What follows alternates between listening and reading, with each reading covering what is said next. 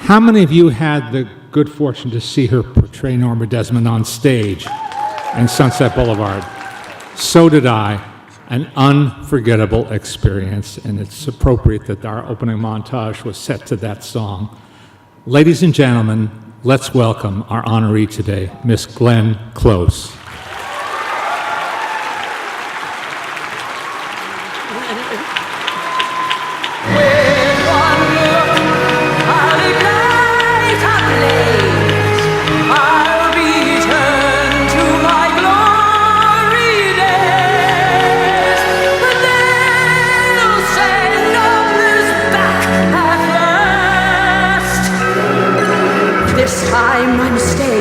I'm staying for good.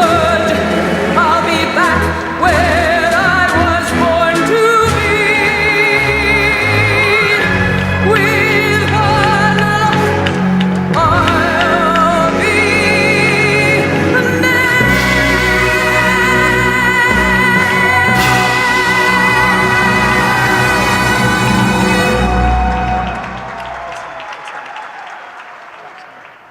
Mike, follow. Cameras 1 and 2 across you.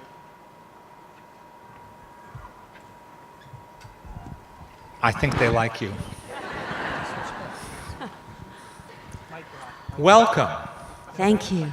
I know you've been on a whirlwind schedule during this award season, as we've come to call it, which now rivals the presidential campaigns in its length and tumult. But it must be pleasurable to get so many pats on the back. I don't know how else to describe it. It is. It just is. It's still rather astounding to me because The Wife was a movie that almost didn't get made. It took the producers 14 years to get that money together, and I was attached to it for 5 years. Oh, so here we are. I mean, who knew? Now, people don't understand, most people, including me, don't understand how that kind of thing happens. So somebody wrote a screenplay that someone else thought was good and had obviously a couple of juicy parts in it. And what happens over those 14 years, or even those 5 years? Well, first of all, it was a wonderful, wonderful writer, Meg Wolitzer, wrote the novel, and that was about 15 years ago. And if you know her work, she's spectacular. And then Jane Anderson wrote the adaptation, and I think they made the rounds, and it was called The Wife. And I think that was one of the reasons why it was hard to get made, frankly. I'm not joking.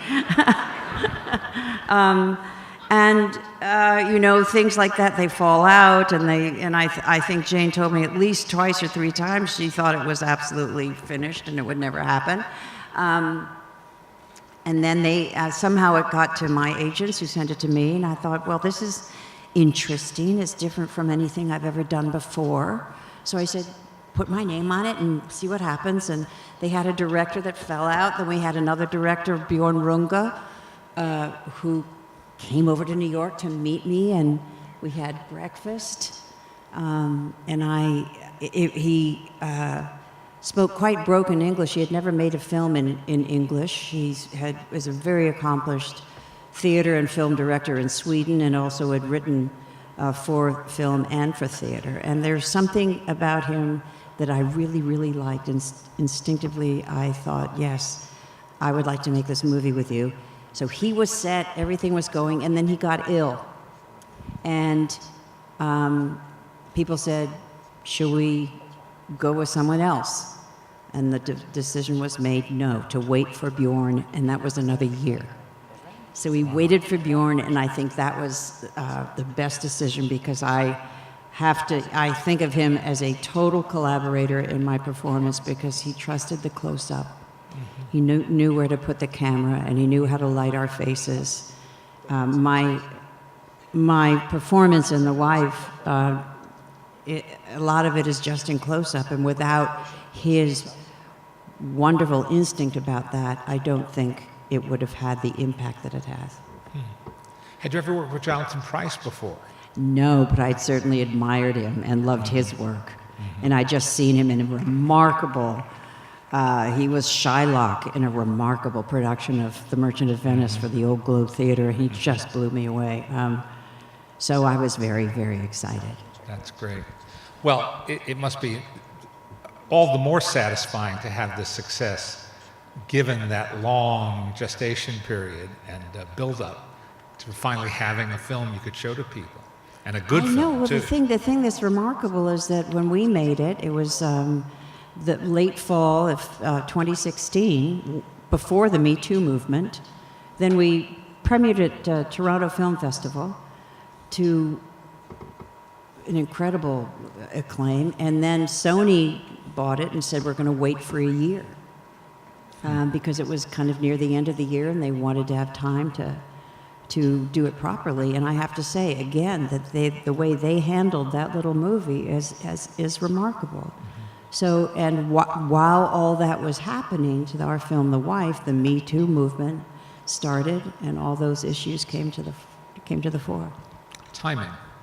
Unbelievable. Yeah. Now, speaking of timing, you spent the first chunk of your acting career on stage, and first getting established, and then getting recognized, slowly but surely. Did you have movies as a goal? Did you intend to or want to be in the movies, or would you have been just as happy working in New York and traveling around in theater? I never thought of being in movies. When I was little, when we pretended all day long, I liked pretending to be someone else. I was very shy. I think that kind of morphed into me thinking, well, I'm going to be an actress. But I always thought of it as more stage. I just had no concept of movies, though I loved Haley Mills and Pollyanna. I loved I loved all those early Disney films, even the great classic animated features were hugely part of my imagination because I loved fairy tales, and the darker and weirder, the better. No, I never thought, and I was not very good at auditioning, and certainly not auditioning for film. So it took a while. I remember very, very clearly seeing you in The World According to Garp when that movie was brand new. And the film made a big impression on me overall, and but so did you. And all the more so because I'd never seen you before. And there is something, some directors believe in that, in casting so-called unknowns in key roles, because we in the audience then bring no baggage along with us. We've never seen you before. We don't have to forget who you were in the last film. We don't have to say, oh, isn't she married to so-and-so? None of that comes with it. We just accept you as that character. And that's what I did. I accepted you as the character of the mother in Garp. And you were so good. And talk about overnight stardom. It's usually a vast exaggeration when people use that term, but that's kind of what happened to you, isn't it? Yes. It was, yeah. I was doing a play called Barnum, and George Roy Hill and Marion Dougherty, who really invented the casting director. One of the great casting directors. One of the great casting directors. George said to me once that she knew who he wanted more than he did. They both came to see Barnum, and in it I played Charity Barnum. And in the opening minutes of the play, I was sitting up in a little balcony crocheting, very still. And George said later that stillness was something that he was impressed by. And then I was called in to audition. And I did a very bad audition. He said it was one of the worst auditions he'd ever seen. because what went out to all the agents was they wanted a young Katharine Hepburn type, and so I kind of went in and talked like this. And he said it was really bad, but then he had a reading around a table. And not everyone who ended up in the film was at the reading, but some of us were. My best friend, Mary Beth Hurt, was at the reading, and she ended up playing Garp's wife. And that was the beginning. Yeah. I have to backtrack and ask you a silly question, but it gnaws at me. I saw you in Barnum on Broadway, and you juggle at the end. Did you have to learn to do that for that role, and can you still juggle? I did have to learn. We worked with the Big Apple Circus, and it was one of the most terrifying things I've had to do, to juggle on cue. It was a metaphor for me dying. Juggle and then hand it off to him. It was terrifying. Yes, so I learned how to juggle, but also we had this wonderful warm-up period on stage before that show, so I also learned how to walk the tightrope, it was a cable, and to do some trapeze as well. So that was really fun. So now back to Garp. So the film opens and is a tremendous critical success, and introduces you to the movie-going audience, as it did to me. And then, I forget how many months later, but later that year, it seems to me, came The Big Chill. And it's like, wait a minute, that's the same woman?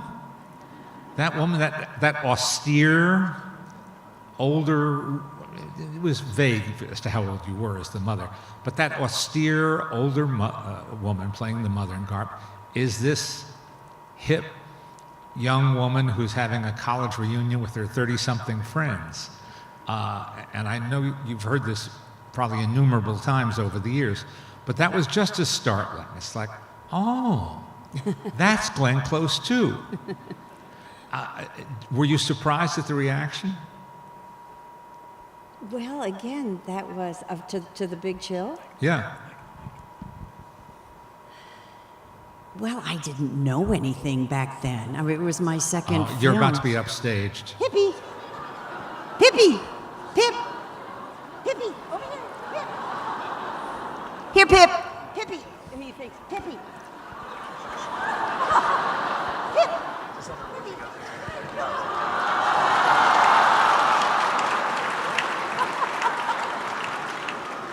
Good doggy. Come on. Okay. No. Guess he got out of the green room. Would you like to introduce our special guest? Yes, this is Pip. He's actually used to being on stage. When we were doing Sunset on Broadway, we everybody for 6 weeks raises money for Broadway Cares Equity Fights AIDS, and someone would hold him backstage, and I'd call him, and he would do what you just saw, and then he would help me decide what we were going to auction off that night. So I think he helped us raise a lot of money. I'm glad. That's good. How did you get cast in The Big Chill? Because again, that's.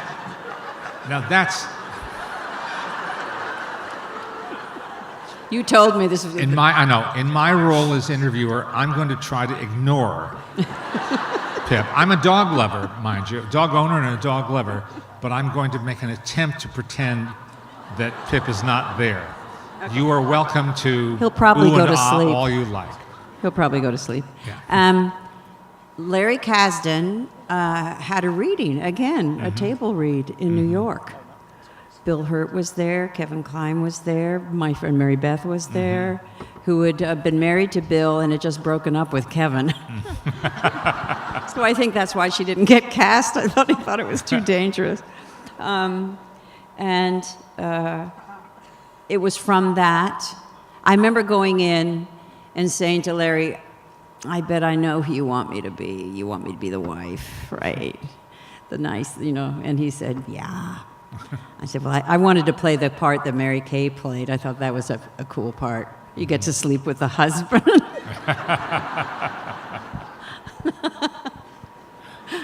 But you made a wonderful ensemble. That sounded really bad. No, it sounded really honest. Well, the husband was Kevin Kline. Yeah. I had also dated him. Yeah. We all started out together. That was quite a group, actually. It was, wasn't it? It was quite a group. Now, there was a Juilliard group out of that? Yes, that was Kevin. Mm-hmm. Bill Hurt. Bill was Juilliard as well. Didn't he go to Juilliard? I think he was one of the dropouts. Mm-hmm. Like Robin, like Christopher Reeve. Yeah. Who they all dropped out of Juilliard. Not that, to disparage Juilliard, but mm-hmm. I actually think that John, what's that wonderful man who's the head of... John Houseman. John Houseman, said to them, basically, you need to go get out there and do what you're going to do. Yeah. Hmm. Which, in the case of Robin Williams, was the best advice I think he could have given him. Yeah. Where were we? So what was the atmosphere like shooting The Big Chill? Well, this is unusual. We rehearsed that movie for a whole month at the then Columbia Studios. Mm-hmm. We would get together. We would go through the dialogue. We would change roles. We would I think Larry just wanted us to spend time together, mm-hmm. and so we rehearsed for a whole month. Then we went down to Atlanta to film what was the epilogue of the movie, which is not in the movie. But there was an epilogue that when I read it made me cry, because it was when all of them were sharing a house at the University of Michigan, and they didn't know what life was going to do to them. Mm-hmm. And I found it incredibly moving. And you actually did see Kevin Costner alive.